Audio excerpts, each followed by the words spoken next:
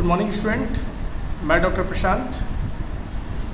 जैसा कि हम लोग प्रीवियस क्लास में इंटेलिजेंस से रिलेटेड, चाहे उसके डेफिनेशंस पार्ट हो या थ्योरीज हो या टेस्टिंग हो, इन सारे विषयों को पढ़ा था। आज इंटेलिजेंस से ही रिलेटेड आज हम लोग क्रिएटिविटी एंड एप्टीट्यूड को पढ़ने का प्रयास करेंगे। क्रिएटिविटी यानी कि अंग्रेजी के शब्द क्रिएटिविटी से सृजनात्मकता बना है। इसके कई समानांतर शब्दों जैसे कि उत्पादन, रचनात्मकता, डिस्कवरी, सर्जन, बनाना, सर्जित करना एवं उत्पन्न करना आदि से हम लोग इसको संबोधित कर सकते हैं।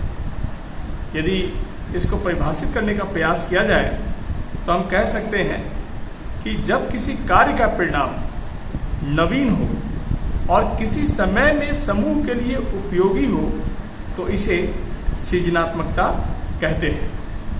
या फिर हम यूं भी कह सकते हैं कि जब किसी नई वस्तु का सृजन अनिवार्य रूप से हो, जहां नए विचारों का संग्रह एवं संश्लेषण हो, तो इसे सृजनात्मकता या क्रिएटिविटी कहते हैं।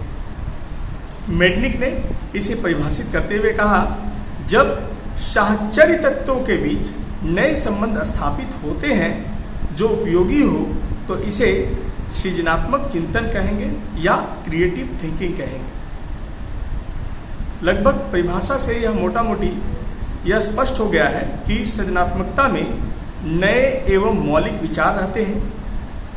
यह ऐसा कार्य है जो सामाजिक रूप से मान्य और उपयोगी भी है।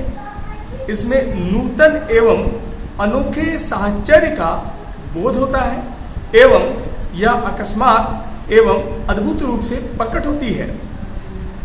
यदि हम एलिमेंट्स ऑफ क्रिएटिविटी की बात करें, सृजनात्मकता के तत्वों की बात करें, तो सबसे पहला कि तात्कालिक स्थिति से परे जाने की योग्यता इसमें होती है। यानी कि जब व्यक्ति वर्तमान परिस्थितियों से हटकर उसे आगे सोचता है और चिंतन करता है तो यह सृजनात्मकता हो सकता है।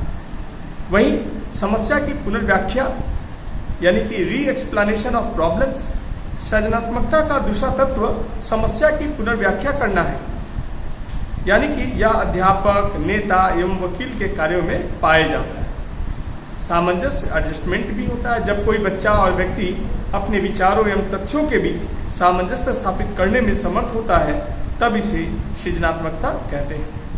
अन्यों के विचारों में परिवर्तन, changing the thoughts of others, जब कोई व्यक्ति अपने तर्क, चिंतन और प्रमाण के द्वारा दूसरों के विचारों में परिवर्तन लाता है तो इसे सृजनात्मकता कहेंगे। इसी तरह से सृजनात्मकता या जो क्रिएटिविटी होता है इसकी हम पहचान कैसे करेंगे, तो सबसे पहला उसका मौलिकता होना चाहिए। यानी इसका जो पहला गुण है उसका मौलिकता होना।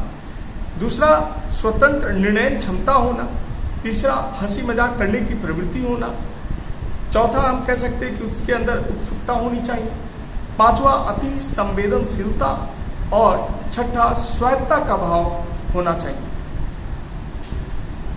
क्रिएटिविटी से रिलेटेड बहुत सारे टेस्ट डेवलप किए गए हैं जिसमें picture completion test, circle test, product improvement task और unusual use of tin cans जो है यह काफी पॉपुलर टेस्ट के रूप में देखा जाता है। इसके अलावा हम लोग एप्टीट्यूड को भी जानने का प्रयास करेंगे कि एप्टीट्यूड होता क्या है। अभिवृत्ति का मतलब हम अंग्रेजी के शब्द यदि एबिलिटी से लगाने की कोशिश करते हैं तो अंग्रेजी के शब्द एबिलिटी को मनोवैज्ञानिक भाषा में ही अभिक्षमता या एप्टीट्यूड कहा जाता है। आइंजिक ने इसे आंतरिक बल या पोटेंशियल कहा है। साधारणतः प्रत्येक व्यक्ति में जन्म से ही कई विशिष्ट योग्यताएं निहित होती हैं और इन्हीं विशिष्ट योग्यताओं के कारण व्यक्ति अलग अलग व्यवसाय में लगा होता है। जैसे कोई व्यक्ति शिक्षक होता है, कोई इंजीनियर होता है, कोई डॉक्टर होता है, कोई प्रबंधक होता है, कोई चित्रकार होता है, इसी तरह से कोई गायक होता है, कोई बहुत अच्छा क्रिकेट खेलता है, यानी कि उसके अंदर जो पोटेंशियल होता है, एक स्पेशलिटी होती है, यही एप्टीट्यूड या अभिक्षमता कहलाती है। अभिक्षमता की परिभाषा देते हुए बिंघम ने कहा है कि अभिक्षमता किसी व्यक्ति के प्रशिक्षण के बाद, अभिक्षमता किसी व्यक्ति के प्रशिक्षण के बाद उसके ज्ञान, दक्षता, प्रतिक्रियाओं को जानने की योग्यता से लगाई जाती है। यानी कि हम कह सकते हैं कि अभिक्षमता जन्मजात अथवा अर्जित होती है और दूसरे के अनुसार यह एक गुण है अथवा बहुत से गुणों का सम्मिलित प्रभाव है।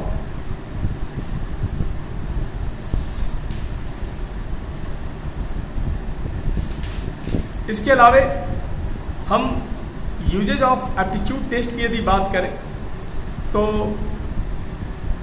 शैक्षणिक संस्थाओं में, उद्योगों में, व्यक्तिगत निर्देशन में अभिक्षमता जो एप्टीट्यूड टेस्ट जो होता है उसका इस्तेमाल किया जाता है।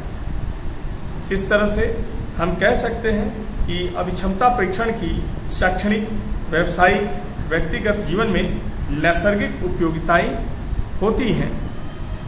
धन्यवाद।